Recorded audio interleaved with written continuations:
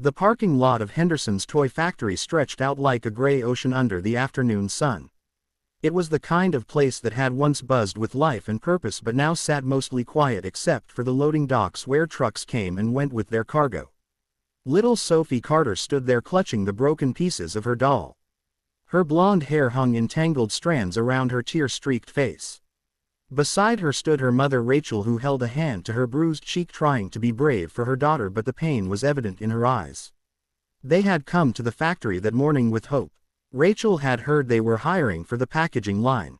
Minimum wage, but it was work, and work meant food on the table and maybe a little extra for Sophie's birthday next month.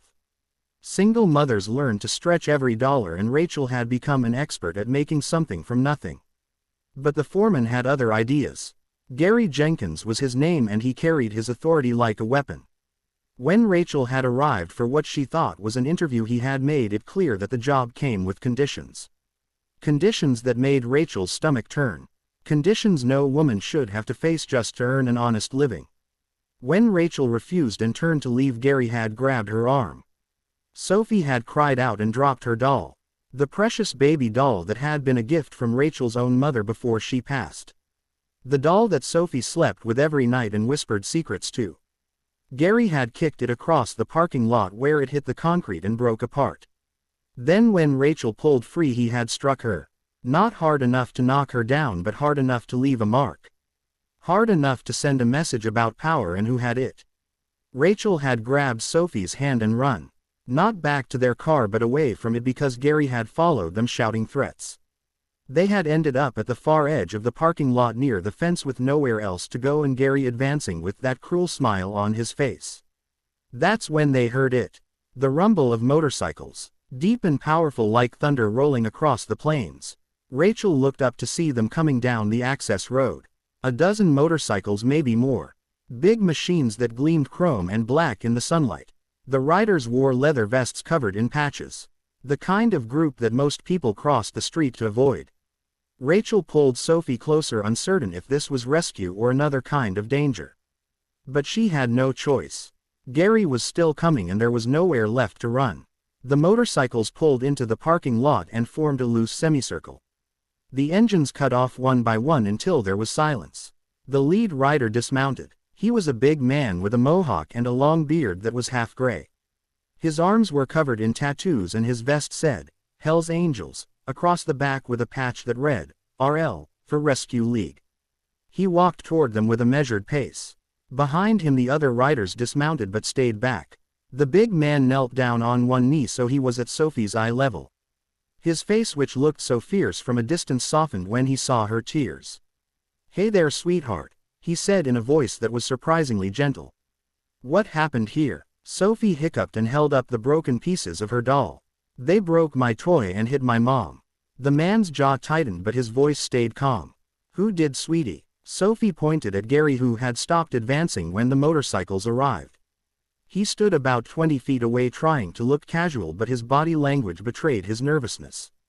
The big man looked at Rachel's bruised cheek, then back at Sophie. "What's your name, honey?" "Sophie." "That's a beautiful name. I'm Marcus. These are my friends. We're part of a group that helps people who need help. Do you and your mama need help?" Sophie nodded emphatically. Marcus stood up and turned to face Gary. His voice changed then, still calm but with an edge of steel underneath. "You hit this woman." Gary puffed up, trying to look tough. "This is private property. You need to leave. I asked you a question. Did you hit this woman?" "That's none of your business." Marcus took a step forward. The other riders moved closer, forming a wall of leather and chrome behind him. "Son, I'm going to give you one chance to make this right. You're going to apologize to this lady and her daughter. You're going to pay for a new doll. And you're going to walk away and never bother them again." Gary laughed, but it sounded forced. "Or what? You think you scare me?" Marcus didn't raise his voice. "I don't want to scare you. I want you to do the right thing. But if you can't do that, then yes, we have a problem." One of the other riders spoke up. A woman with short gray hair and kind eyes despite the tough exterior. "We called the police. They're on their way. But before they get here, you need to understand something. We know who you are now. Gary Jenkins. We know where you work. And we protect people in this community. If we hear you've bothered this woman or her daughter again, or if we hear you've treated any other woman this way, there will be consequences." Gary looked around. More workers had come out of the factory, drawn by the sound of the motorcycles. Some had their phones out recording. His face flushed red as he realized this moment was being documented. "Fine," he muttered. "Whatever." Marcus shook his head. "Not good enough. A real apology. To both of them." The standoff lasted another moment. Then Gary seemed to deflate. He looked at Rachel and mumbled, "Sorry." "And the girl?" Marcus prompted. Gary looked at Sophie. "Sorry about your doll, kid." It wasn't much of an apology, but Marcus seemed to accept it was the best they would get. He reached into his vest pocket and pulled out a wallet. From it he took out several bills. "Here's $200. That should cover a new doll and then some. Consider it payment for pain and suffering." Gary took the money with shaking hands and retreated back toward the factory. Marcus turned back to Sophie and Rachel. His face softened again. "You two okay? Do you need medical attention?" Rachel shook her head. "No, we're fine. Thank you. Thank you so much." "Don't thank me yet. Let's get that doll taken care of." Marcus looked at his crew. "Anyone know where the nearest toy store is?" A younger rider piped up. "There's a Target about 5 miles from here." "Perfect." Marcus looked at Rachel. "Would it be okay if we escorted you and Sophie there? Make sure you get home safe." Rachel felt tears welling up. Kindness from strangers after cruelty from someone who should have been professional. It was almost too much. "You don't have to do that." "I know," Marcus said. "But we want to. That's why we're here. The Rescue League isn't just about motorcycles and leather. It's about looking out for people who need someone in their corner." And so they did. Rachel and Sophie drove their old sedan with a dozen motorcycles surrounding them like guardian angels. At the Target, Marcus and 3 of his crew came inside. They let Sophie pick out not just a replacement doll but a whole outfit for it and a small stuffed bear besides. While they waited in line, Marcus told Rachel about the Rescue League. How they were a group of bikers who had seen too much injustice in the world and decided to do something about it. They escorted abuse victims to court. They stood guard at children's hospitals during the holidays. They raised money for families in need. They were proof that you couldn't judge people by their appearance. "We all have our stories," Marcus said. "Most of us have been through hard times. Some of us have made mistakes. But we believe in second chances and in protecting those who can't protect themselves." Rachel wiped her eyes. "I don't know how to thank you. You just did. But if you really want to thank us, pay it forward someday. When you see someone who needs help, be the help. That's how we make the world better.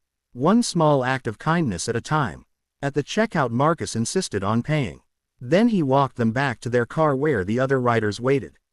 Sophie hugged each one, thanking them with the pure, honest gratitude that only children possess. Before they left, Marcus handed Rachel a card. "This has our contact information. If that guy bothers you again or if you ever need help, you call us. Day or night, we're here." Rachel took the card with trembling hands. "I will. Thank you." As they drove away, Sophie clutched her new doll and looked back at the motorcycles. "Mom, are they angels?" Rachel smiled through her tears. "Yes, baby, I think maybe they are." The story could have ended there, but it didn't.